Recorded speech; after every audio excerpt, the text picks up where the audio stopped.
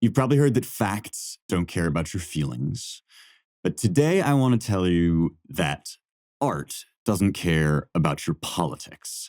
And maybe more importantly, I want to tell you that politics doesn't care about your art. So we're reading Republic Book 3 today. We've gotten to the third book in our gradual progression through this masterwork of Western political philosophy. In some ways, a kind of foundation stone of political philosophy in the West. We read book 1, which is kind of a prelude where it's established that justice is an objective thing and not just the will of the stronger. And then we read book 2, in which the question is kind of raised more deeply and in earnest. What is justice? Is it actually good to be just, or is it just a fool's game? And then this set us off on this big project of imagining the perfect state. That is, if we think about what justice is in the city, we'll be able to think about what justice is full stop in a soul, in a human being, and in general. So Plato's interlocutors, that is, Socrates is the main guy, as often in the dialogues, and he's talking with Glaucon and Adeimantus, who are these two sons of Ariston, which means that they're Plato's brothers. These interlocutors are now embarked upon this project of imagining the perfect polis, the Kallipolis, that is the good and beautiful city-state. Remember that city-states are a kind of different thing than we have now in nations, right? They're not countries. They're cities that are political units unto themselves. Athens is a city-state. Sparta is a city-state. And this Kallipolis, this imaginary place, is a city where the people govern and are governed according to rules unique to that city-state. The question is, what are the just rules? And we got up to the point where we have the guardians, who are the people in charge, right? They are the philosopher kings, although that can be misleading because they're not just eggheads, right? They are a warrior class of people who seek the true, the good, and the beautiful and protect the city from wars, and indeed sometimes engage, it seems, maybe in wars of aggression. But in any case, they are the rulers. And the next big question on everybody's mind is, well, how are they going to be chosen and how are they going to be trained? So we're really talking here about the education of the natural elite, the natural aristoi, you might say, the best, as Harry Jaffa, the intellectual godfather of the Claremont Institute, would talk about the natural aristoi. How are we going to find those people, and then how are we going to train them in such a way that not just they know facts and figures, but they have a love of the true and the good. They're seeking truth, and they're guarding it, and we can trust them, right? This whole thing about who will guard the guards themselves is so important, because if people are in charge, there has to be some way that we can trust them to be seeking the good of the state and not just their own personal gain. That's why we're talking about education, and that's what brings us to Republic Book 3, which is maybe the most notorious book of philosophy from antiquity. It has to be up there. It's a big, controversial part of the text because it's all about basically banning the poets. It doesn't quite get in this book to banning the poets outright from the city, but it's a question about art. What kind of art, what kind of poetry, music, song, theater especially, should our upper classes be allowed to read and think about and indeed perform in? Because remember, in Plato's universe, in Plato's world, the noble boys of the city would participate in the city Dionysia. They would be actors in the chorus. And so it was of vital importance. This was a civic institution and not just a kind of entertainment. Plato's concerned about the performance of tragedy. He's concerned about the recitation of epic, which was another cultural institution in Athens. And he's going to end up basically saying that in the interest of the state, basically all of our traditional Greek poetry and art has to be radically changed. So what he's doing essentially is he's evaluating art purely on political criteria, in the deep sense of what kind of art is going to make virtuous citizens, and especially what kind of art is going to make virtuous leaders. The genius and the frustration and the difficulty of this book, in my opinion, is all based on the fact that Plato realizes, he's very sly about this, Plato realizes that the art that's going to make the best kind of citizens is not necessarily going to be the best kind of art as art. And the whole book is basically wrestling with that question. That's why it Bowdlerizes Homer and cuts out the, best parts of the tragedies, or even maybe exiles the tragedians altogether.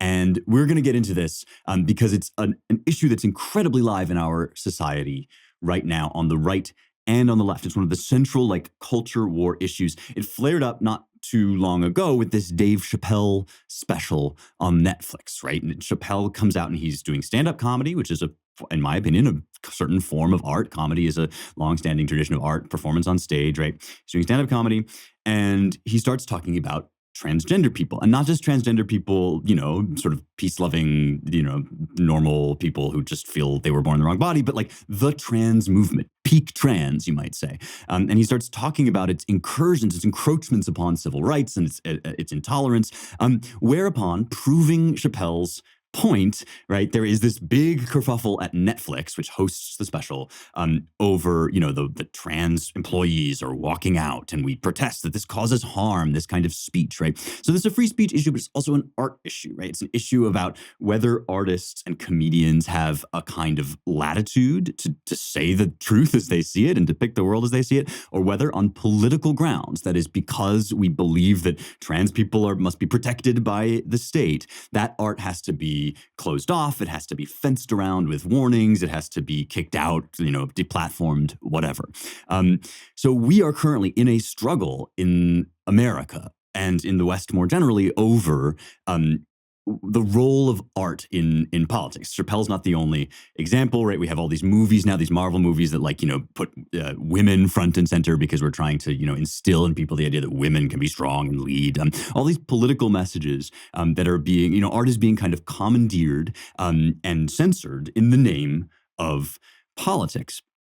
On the other side of this question, you have conservatives who react very strongly against this kind of censorship, but who also recognize that art has an incredible moral power. And often you get conservatives who are very down on movies even that come from the right. When the Daily Wire put out Run, Hide, Fight, which was a movie about a school shooting, there was a lot of pushback because there was violence and sex and swearing in this movie. And that's another way in which conservatives recognize this same problem, which is that art that depicts the real things that go on in the real world can in fact, bring the dangerous and ugly and unpleasant things of the real world into our lives and into our soul. This is the problem that Plato is reckoning with. And unless you realize that it's a problem, you don't understand our culture wars at all. So let's get into it. Let me tell you about men's skincare with disco. Guys can be a little bit allergic to things like skincare. And I don't mean in the medical sense. I just mean you talk about skincare and dudes are like, that's for girls.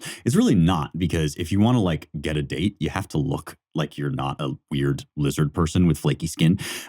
So Disco is your place to go. It's your one-stop shop for all kinds of great stuff. Just this morning before I started recording, I used their face wash and their exfoliator because I had not gotten a ton of sleep. And then I use this thing that they, you roll on under your eyes, and that's great too. It just makes you, a little bit more presentable for the world. This is something that guys ought to pay attention to. In addition to having a nice beard, you should also have a non-lizardy, non-scaly, non-gross face. And Disco products are specifically designed for the problems guys have: under eye bags, dark circles, acne, razor burn, oily skin, dry skin, and wrinkles. And if you want to check these guys out, which you should, go to letsdisco.com and enter Heretics at checkout for 30% off your first order. That's an insane deal. This is, once again, that's Disco for their great skincare products. Letsdisco.com, enter Heretics at checkout and get 30% off your first order. It's a steal. So remember that Socrates and Glaucon have just been talking about the kinds of things that you should believe about the gods, right? There should be true beliefs about the gods. The gods should be peaceful, good, virtuous, never have conflict amongst themselves, a bunch of stuff which you can revise more deeply if you go back to the episode on book 2. Now we're talking about how to instill these right ideas about the gods first into the guardians. So book 3, Alan Bloom's translation of the Republic.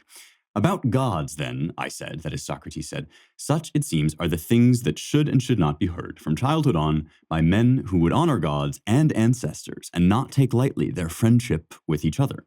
And I, he said, suppose our impression is right. This is Glaucon responding, right? Socrates, and what if they are to be courageous? Mustn't they also be told things that will make them fear death least? Or do you believe that anyone who has this terror in him would ever become courageous? By Zeus, I don't, he said. What about this? Do you suppose anyone who believes Hades' domain exists and is full of terror will be fearless in the face of death and choose death in battles above defeat and slavery?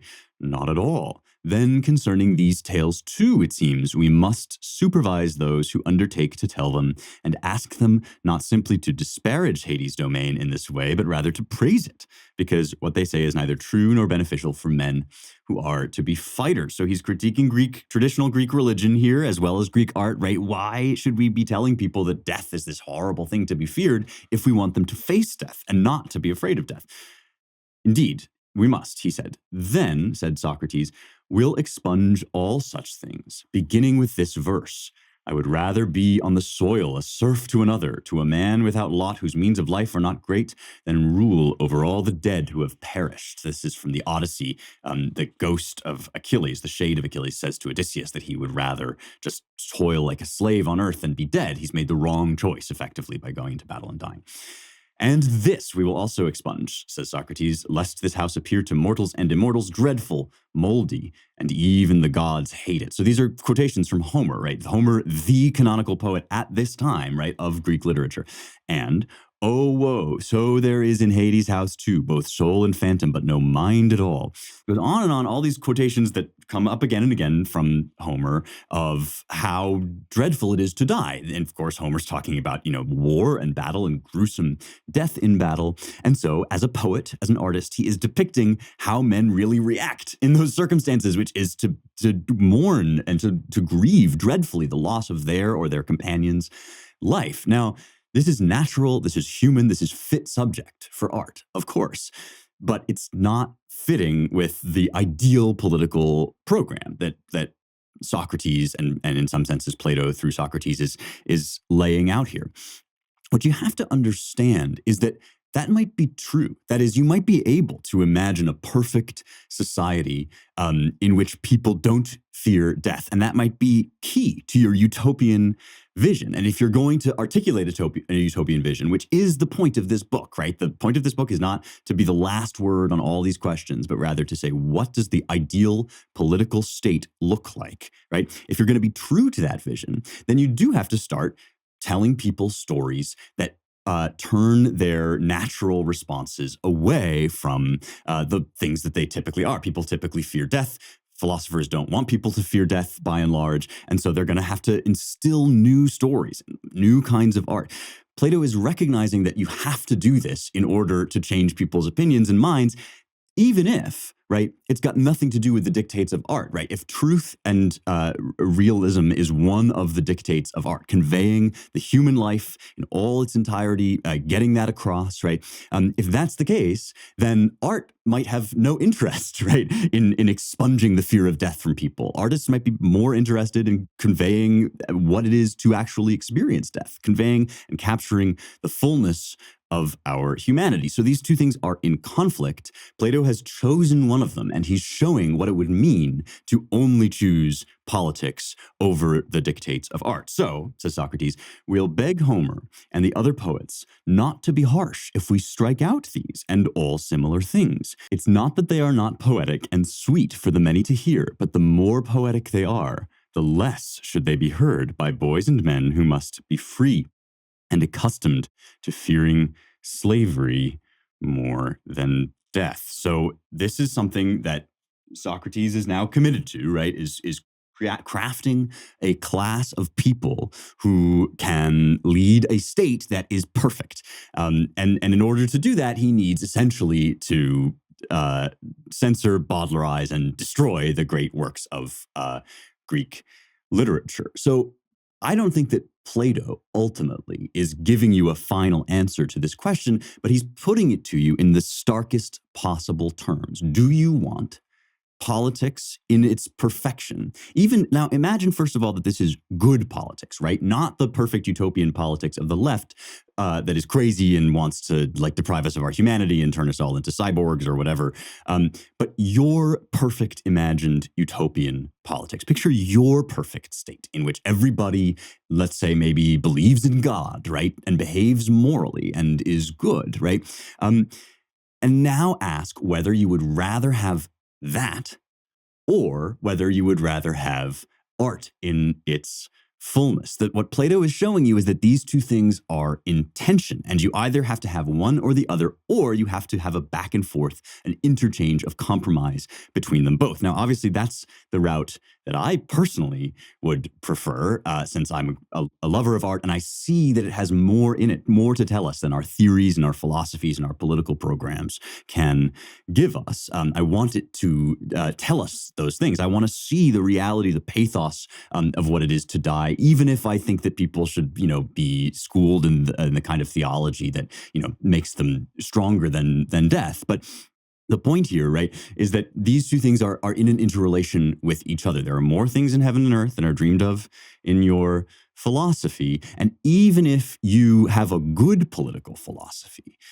you are likely to destroy the best of what art has to offer you if on the basis of that political philosophy alone, with no human sensibility, with no sense of the chaos and the variety of human life, if you take your politics and you just shove it onto art, even if your politics are good. I'm sorry, but it's just not that simple. And so this is something that the right, I think, tends to get wrong. We see the left doing this. We see the left going full Socrates in Republic 3. That is, we have a regime. We want it to look a certain way. That regime is antithetical to human nature and the way people tend to act. And so we're going to seize control of the art of this society and rewrite it and rework it and make rules about it until it drums into you our political vision of the world. Now, we know that's wrong. Right? We see it's wrong, and we see it's wrong especially because the vision of the world that they're selling is so evil. But often, I think, conservatives react to art in a similar way. We see the variety of it. We see that it depicts ugly things. It depicts dangerous things. Homer alone, right? We think of Homer as harmless because he's old, but Homer is gory to an amazing extent. Go to any art gallery and look at, Renaissance paintings. They're incredibly sexual, even though, of course, they're sexual in a way that, our modern art isn't because they're not degraded, right? There's sex and violence and blood and gore in the greatest art. And conservatives have this thing where we see old art and we think, yes, this is grand art. And then we react to like new movies that are made by people on our side. And we go, but this doesn't fit into my political program. Well, what Plato is showing you is that in that case, Homer doesn't fit into your political program either, because Homer is also messy and gory and full of the variety of life. And so we have to come to grips with this if we want to take back the culture, right? This is why I'm going on this rant to some extent, right? Is if conservatives really are serious about building a national culture that does depict the true, the good, and the beautiful, we can't do it only on the basis of our political program, because that will give us a nation of automatons, just like the left wants. Okay. In order to further this point, I'm going to read to you now from the next kind of big theme of Republic 3. Republic 3 kind of has two themes. One is, what kind of poetry are we going to let people perform and listen to? And the other is the noble lie, another infamous and famous part of the book. You guys, I'm really stoked to tell you about the Magnus Institute. I think people that watch this show are really going to want to know about this.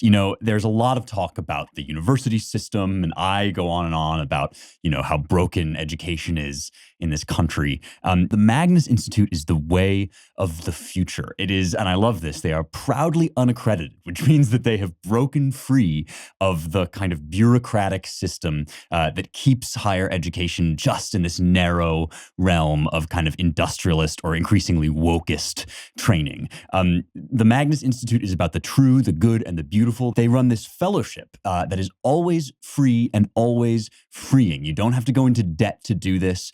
You can apply at magnusinstitute.org/ heretics. And when you use that /heretics, you get a special gift. But maybe more importantly, they're running their great campaign right now. They're asking for donations from November 15th up to December 31st to help support them in what I think is one of the most crucial missions out there right now. One more time, that's November 15th through December 31st. Go to magnusinstitute.org to help support them in this work. And for a special gift, go to magnusinstitute.org/heretics. So we've established with Socrates that art and poetry is going to basically be commandeered to shape the souls of the people. That's a power that he believes it has, and he believes this rightly. And what's ironic is that actually later on we'll get to some of the things he says about that, which will be a major foundation for literary criticism throughout all of Western history. Plato is working out here one of the most profound insights into art that has ever been offered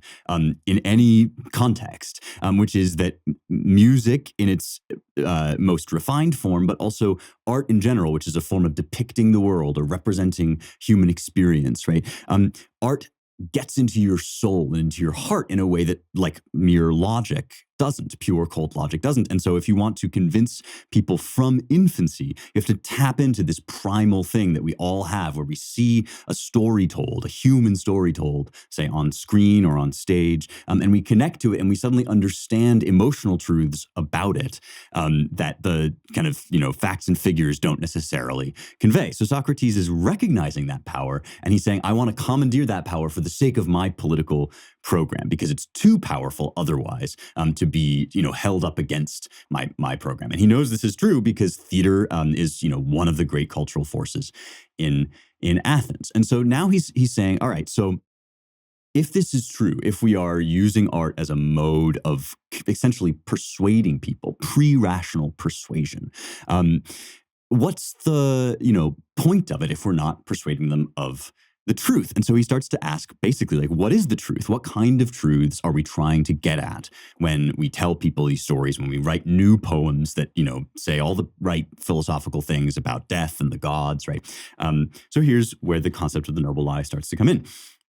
Socrates says, truth must be taken seriously too.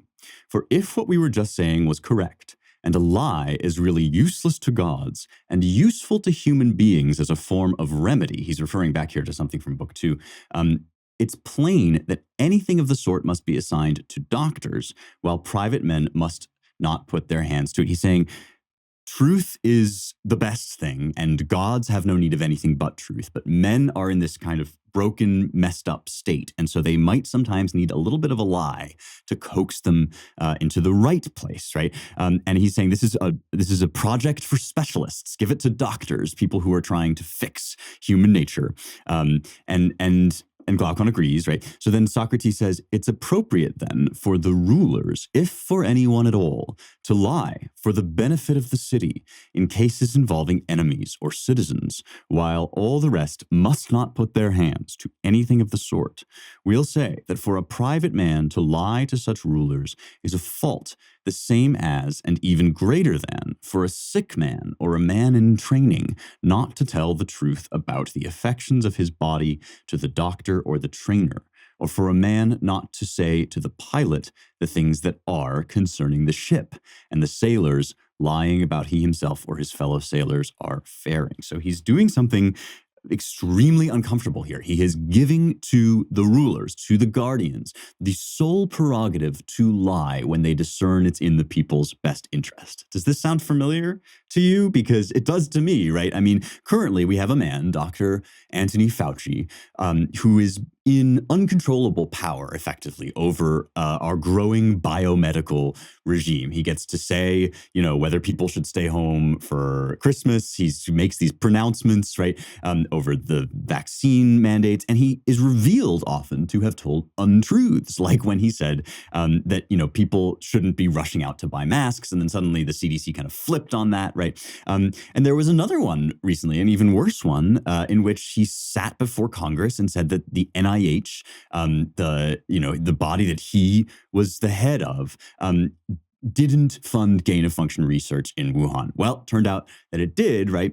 But Fauci just lies about these things because he thinks it's for our own good. And that is effectively the concept that Socrates is endorsing here. Now, we have to remember that he's imagining that these people who have this power will actually be virtuous, will be trained in philosophy. We're going to get in a second to how it is that will be certainly the case. But he's giving these guys the power to tell falsehoods in the service of truth, right?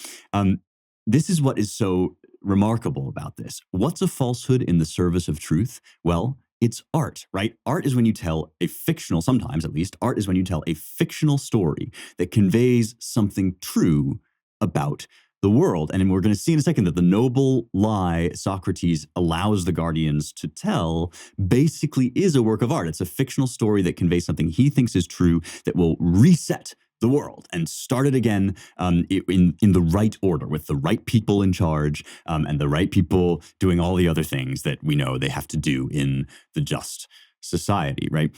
And so I repeat again that what Socrates wants to do here, much like our leftist ideologues, and much like I'm afraid some conservative critics of art, what Socrates wants to do here is not to outlaw art, or even to spend time snipping verses out of Homer, but to seize the means of artistic production altogether and commandeer them in the service of an ethical and political project. Now, why does he feel so strongly about doing this? This is the next thing that he starts to kind of elaborate. And as I say, in the course of elaborating this, because he's a genius and because this is, I don't think, his last word on the subject, Plato also kind of elaborates an extremely sophisticated theory of how art works in the world that's going to be a foundation for criticism of all kinds going forward. So as I start to outline the theory here of what is sometimes called ethos theory, although that can be a little misleading because it's not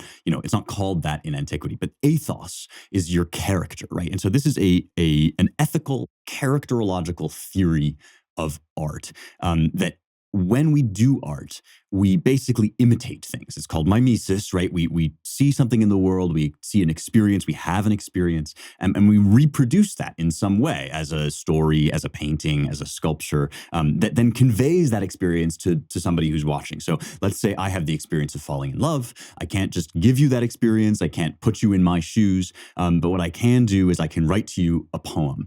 Shall I compare thee to a summer's day? Thou art more lovely and more temperate. Immediately, right now in this kind of artistic way, I've given you something about what I feel when I fall in love. Now, art does that because it performs this thing called mimesis, and mimesis has a power to shape the soul. That's what Socrates is concerned with, right? Because when I imitate things, I kind of take them on. You know this, that when you read a very powerful poem out loud, for example, you start to have the emotions, right? If you read a poem about the death of somebody, you might indeed even weep and cry. Performers, actors do this. And of course, remember, in Plato's world, right? Everybody's an actor to some extent. Everybody, at least all upper class men are invited to participate in this form of acting or recitation of Homer in schools, right? And so he's saying that isn't neutral. That doesn't do nothing to you. It actually has an effect on you emotionally, and because your emotions are a part of your character, it affects your character. And because it affects your character, we have to be very careful about what kinds of imitations we do. So an epic, for example, Socrates says, first you have this part where the poet is just telling the story. Well, such and such a person went up, Chryses the priest went up to Agamemnon and asked for his daughter back, yada, yada. But then there are speeches. And speeches, just like in the theater, also in epic, right? Speeches involve pretending to be somebody. And what Socrates is saying is we should only pretend to be people who are virtuous. Because then the virtue will get, kind of habituated into us. It'll stick. And here's how he goes about it. He says, in my opinion, this is Socrates, when the sensible man comes in his narrative to some speech or deed of a good man, he will be willing to report it as though he himself were that man, and won't be ashamed of such an imitation. He will imitate the good man most when he is acting steadily and prudently, less and less willingly when he's unsteadied by diseases, loves, drink, or some other misfortune. But when he meets with someone unworthy of himself, he won't be willing seriously to represent himself as an inferior, unless, of course, it's brief, when the man does something good. Rather, he'll be ashamed, both because he's unpracticed at imitating such men, and because he can't stand forming himself according to and fitting himself into the models of worse men. In his mind, he despises this unless it's done in play. And so what Socrates and Plato through Socrates is observing is that art has this very primal, deep effect on our emotions, and our emotions are part of our ethics, right? How you feel about something. If you react to injustice with horror and anger, right, then you are a different kind of person than if you react to it with glee, right? And so art trains our ethical sensibilities, and we all know that it does this, right? Docere, movere, delectare, right? To teach, to move, and to delight are the three powers that art has, and it uses them all together so that, you are basically changed by the art that is all around you. This is one of the reasons why it is a terrible thing that our public art is so degraded, that we go around seeing either these like formless blobs or these over-sexualized songs, right?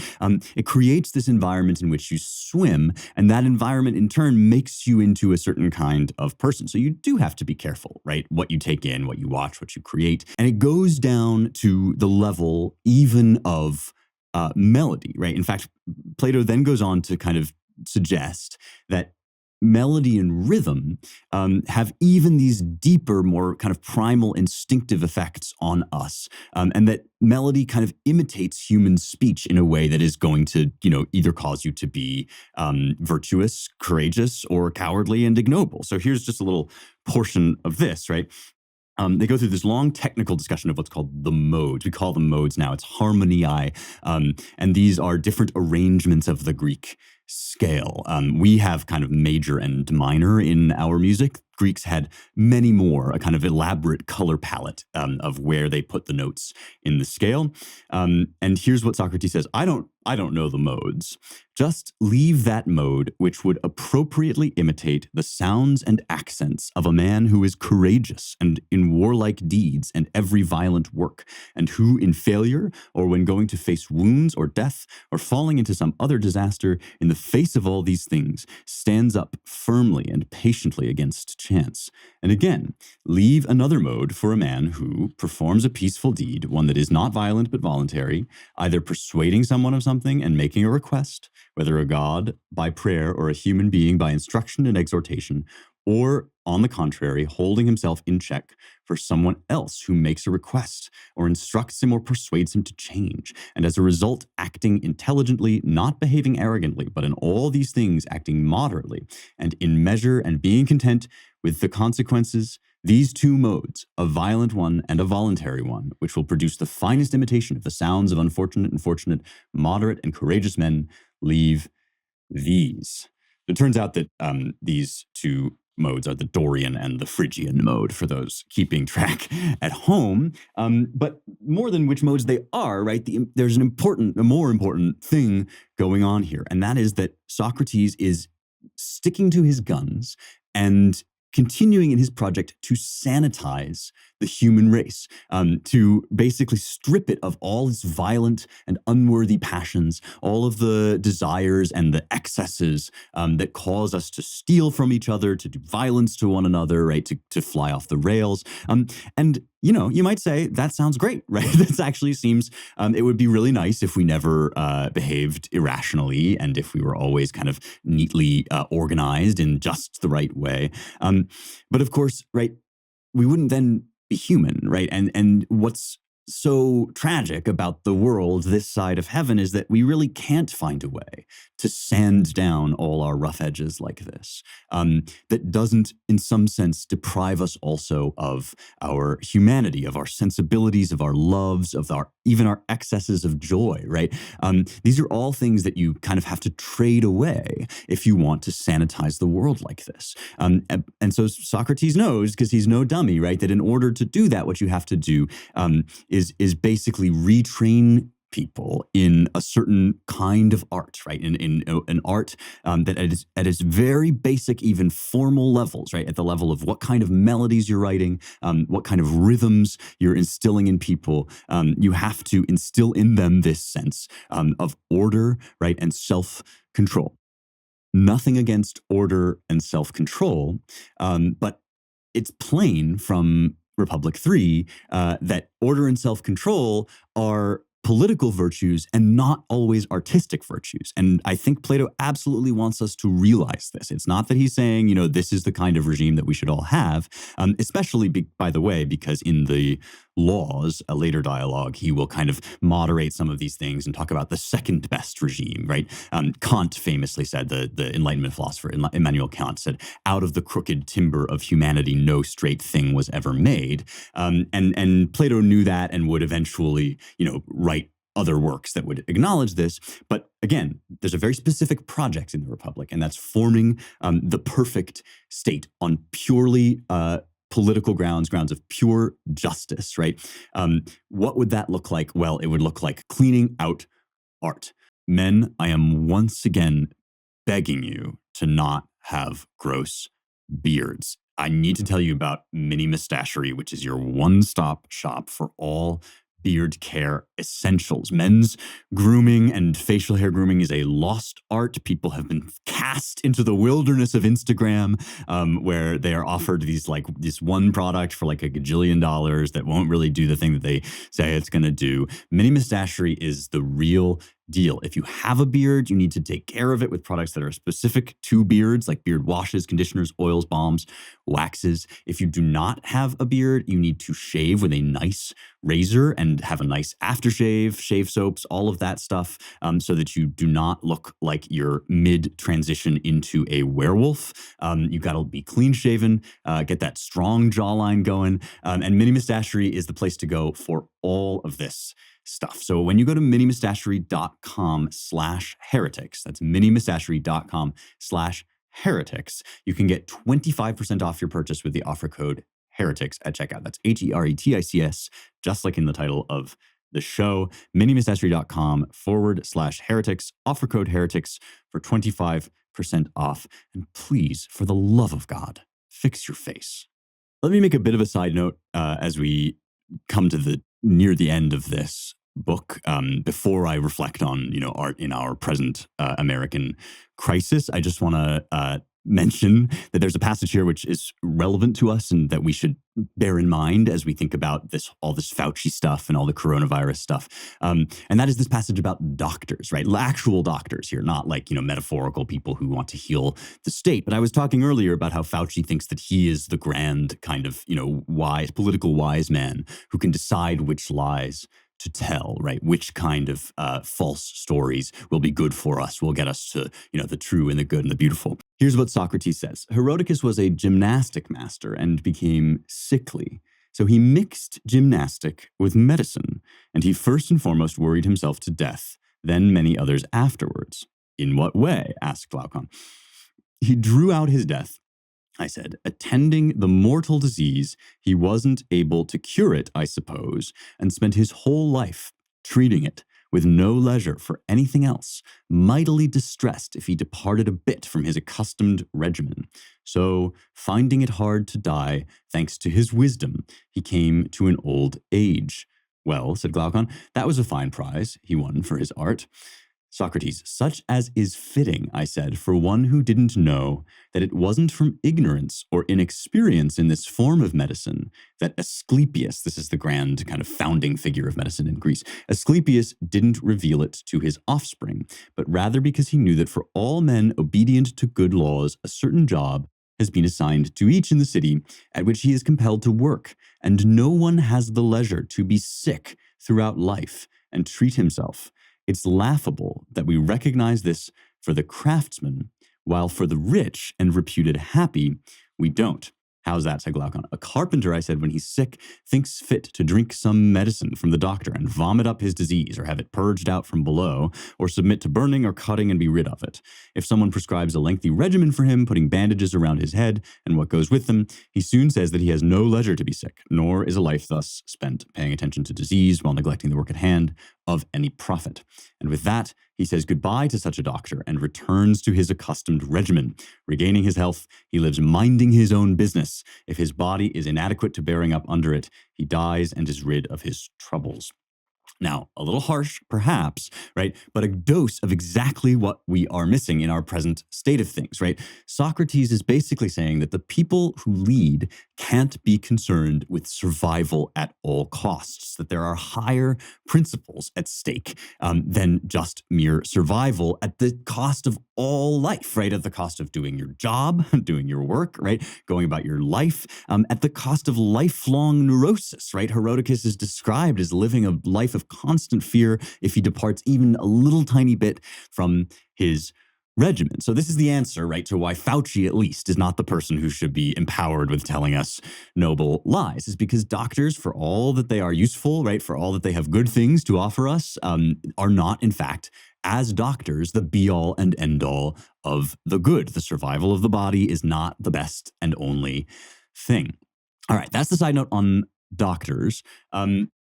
Let me now kind of wrap this question about art up by telling you about the myth of the metals. This is the noble lie that comes near the end of this book. And so we've been wrestling here. We've been exploring two different questions, right? One is, if we're going to have the perfect political regime, and only perfect according to politics, nobody ever lies, cheats, steals, right? Nobody does wrong. Everybody is virtuous. How do we train people? Well, we have to take this incredibly powerful tool, which is art, and strip it of all the messiness of life, and then put that into people's souls, essentially feed that into people's souls. There's going to be a problem, which is people don't tend to react very well to these kinds of programs, right? I mean, when you say like, oh, all the kulaks must be eliminated, or, we're just going to have to get over suburban life, as the New York Times recently said, right? People tend to be like, well, hold on, like my whole life, it doesn't matter if your perfect political program dictates this, like my whole life is structured in such a way that this brings me joy. This is where the organic reality of my family, my life, my loves have come to grow. And so in order to do this, all utopian projects have what my colleague James Poulos identifies as the year zero impulse. If you want to learn more about this, read his book, Human Forever.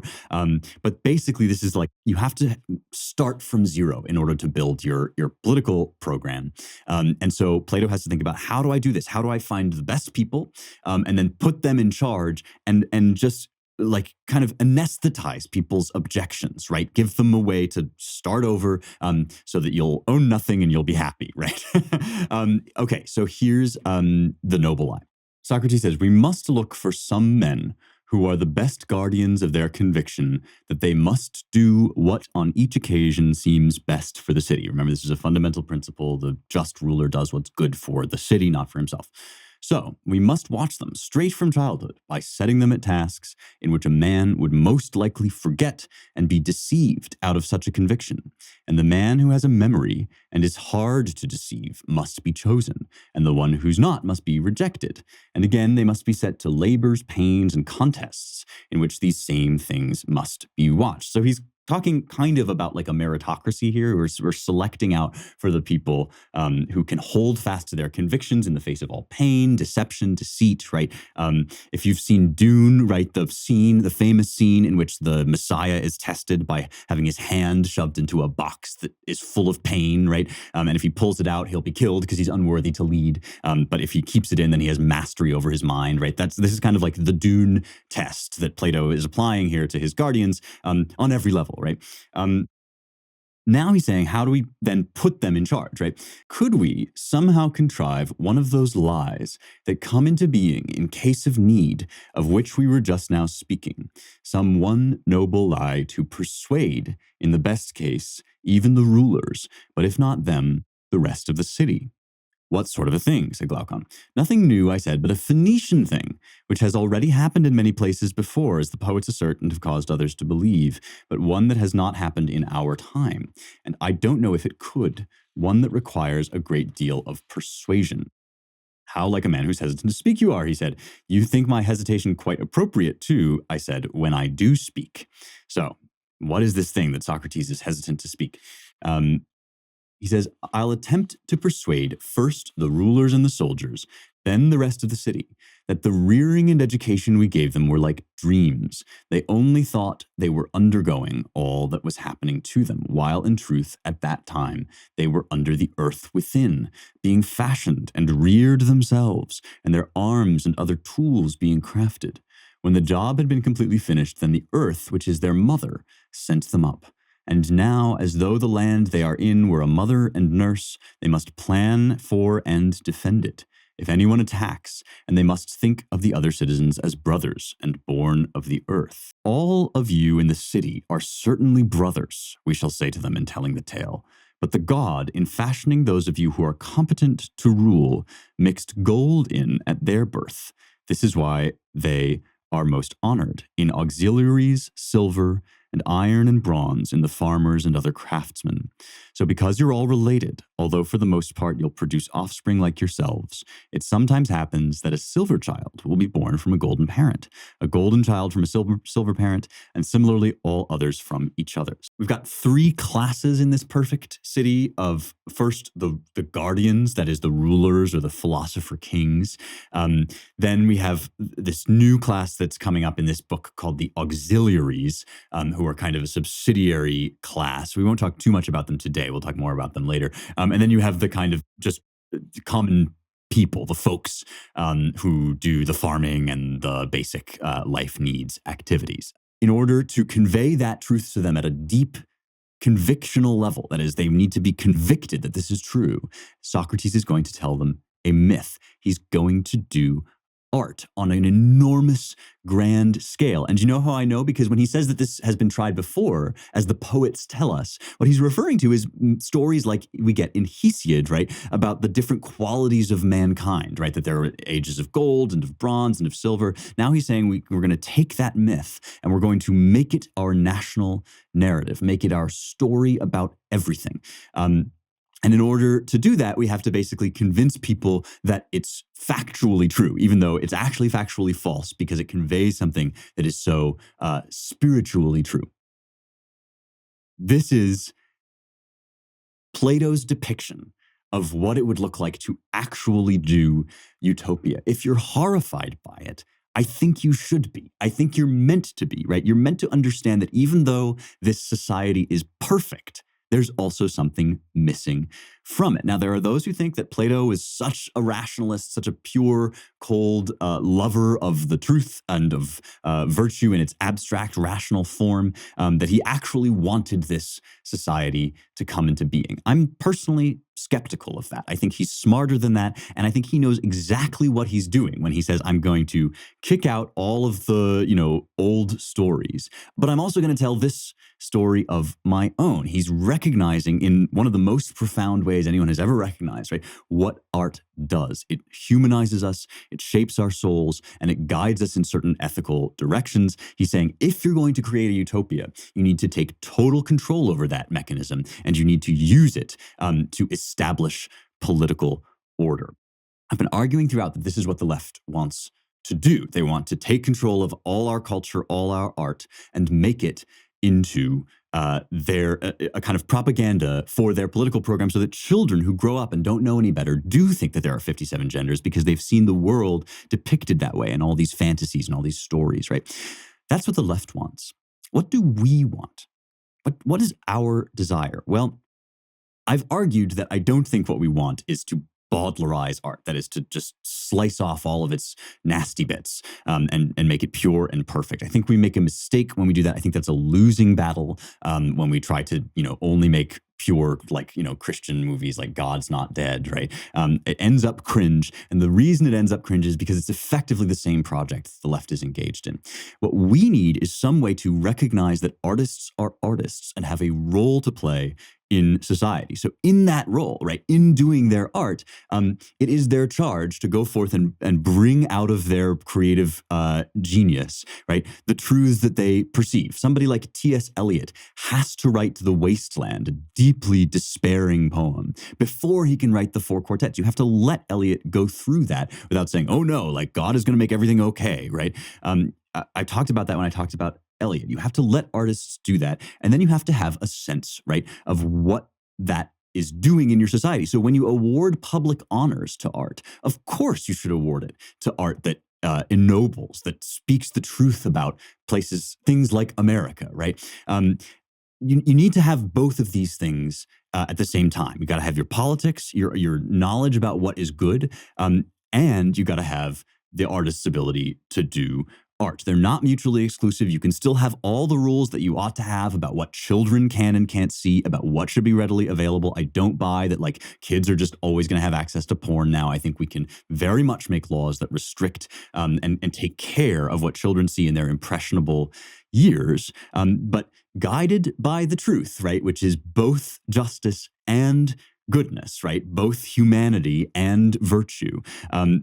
Guided by that truth, we can let artists do their thing while insisting that good art portrays the world as it is, which includes morality, includes the moral universe. I'm going to read to you, forgive me, from a portion of an essay that I wrote about this, all of this, to close. It's called Aeneas and Us. You can find it in the Claremont Review of Books. And it gets at some of this from the lens of the 1619 Project, which is Hannah Nicole Jones' effort to rewrite American history. And I believe that she's doing this as an artist. She's telling a story about how evil America's founding was. And so here's a few paragraphs that I wrote about this. America is different from Athens and Sparta and Rome in this way. Our founders lived well within the reach of good historical documentation. Solon and Lycurgus were semi-legendary, their deeds exaggerated by later storytellers. Theseus and Lacedaemon, Aeneas and his descendant Romulus were figures from the distant mists of the mythological past. By contrast, John Adams, Thomas Jefferson, George Washington, William Bradford, our own founders, settlers, and lawgivers, wrote copiously and were written about while still in living memory. They were real men with real shortcomings and blind spots like all men. This makes it impossible to turn them into giants or demigods for the sake of national pride. And yet, as if by providence, our founders are larger than life all the same.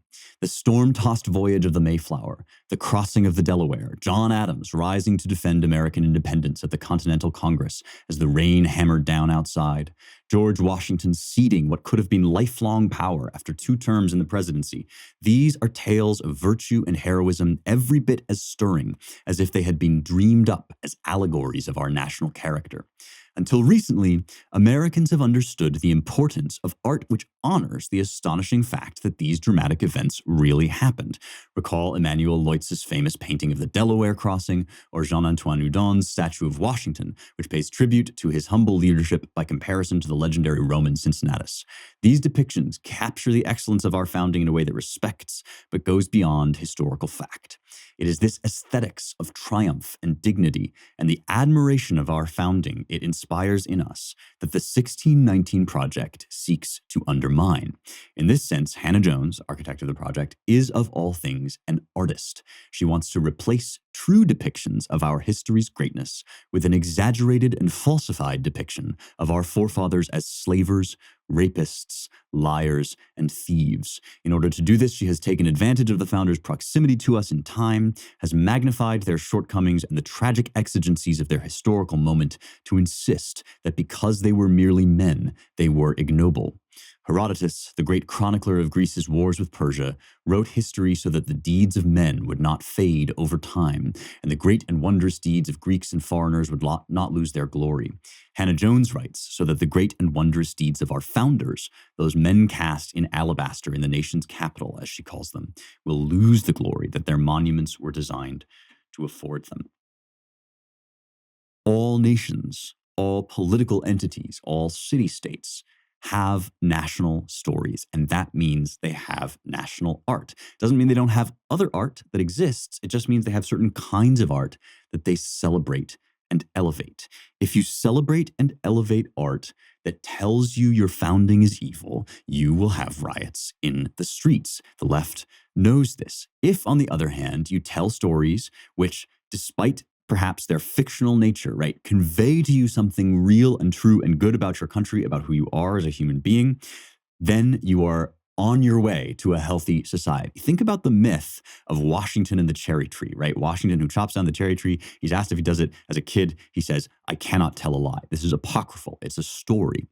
We know it's a story, and yet it conveys to us something real, artistically real, about the character of the man who did it, right?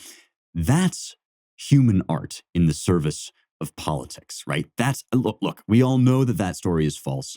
If a couple people who are out there, right, don't know that it's false because they've never realized that, but they still believe it happened and they believe in it, I'm not super worried about that because that's conveying to you something true, something real, that Washington was a man of superlative moral virtue, even from a very young age, the kind of person who would one day give up what could have been kingly power.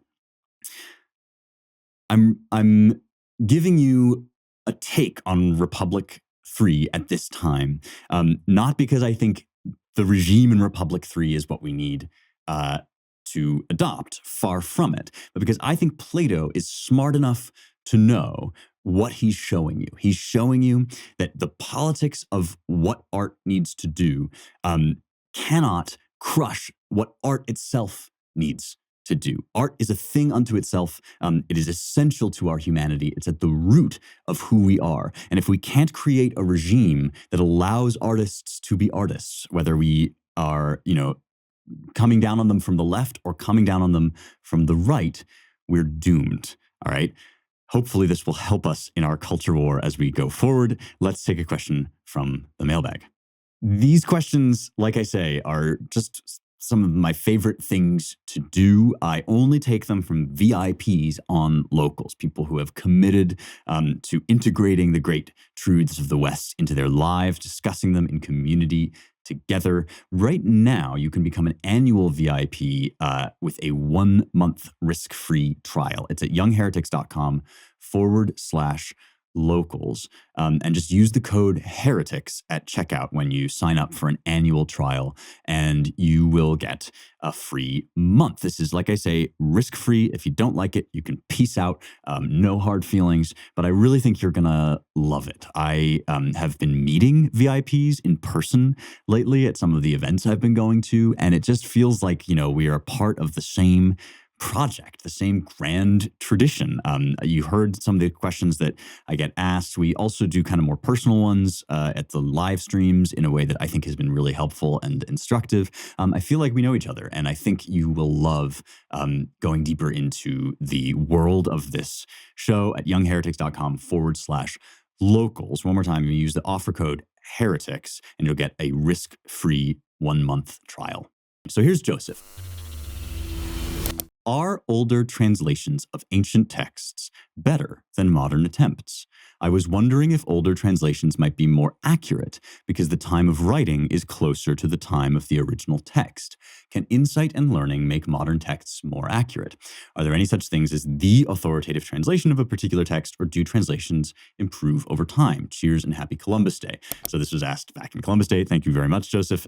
Yeah, I love talking and thinking about translation. Speaking of essays in the Claremont Review of Books, I have one coming out about translating the Gospels, which I hope you will take a look at when it comes, because it does address some of these issues, but not all. In my opinion, there is no neat correlation between time and goodness of translation. Weird things happen with language. There can be revivals in the study of a certain language or the understanding of a language. You can, in fact, have more accurate understanding of certain words, certain texts, right? As new things emerge, right? People are still studying this stuff. But at the same time, of course, as you say, right, people who are close to the time of composition might have some insight, not just into the language, but into the thought world, right, of what was being written. So an example of this, here's an example of like older translations being helpful, even if they're not good. The Old Testament is written in Hebrew over a period of many hundreds of years. It's translated by Saint Jerome in late antiquity, 4th century AD, into Latin. Jerome goes back to the Hebrew, but some parts of the Hebrew, it's like a little bit unclear, what might be meant at a certain passage. There's also an ancient translation, the Septuagint, into Greek. Now, the Septuagint is often a clunky and awkward translation. Some books of it are better than others. But in cases where we are wondering, well, okay, so Isaiah says a maiden shall conceive. Is that a virgin, like the Virgin Mary, or is it just a young girl? And so there's ambiguity there, right?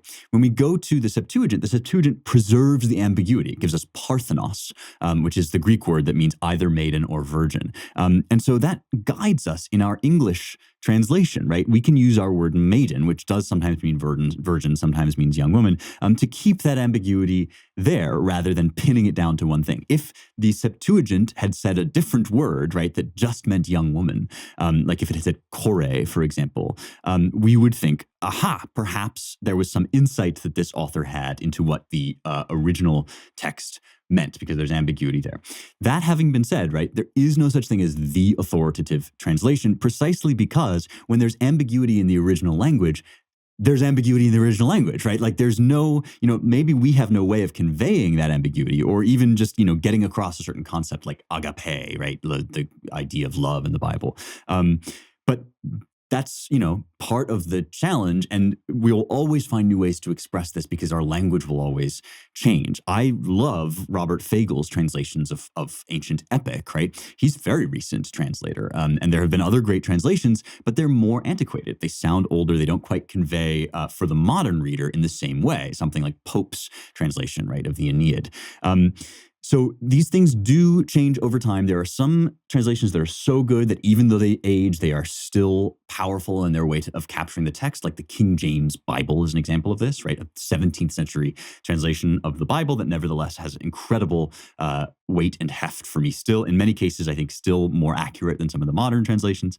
But there's no easy answer. You have to kind of go and search for, or, ask for recommendations of a particular text, because language ultimately is a rude tool that we use to capture the truth, which is eternal.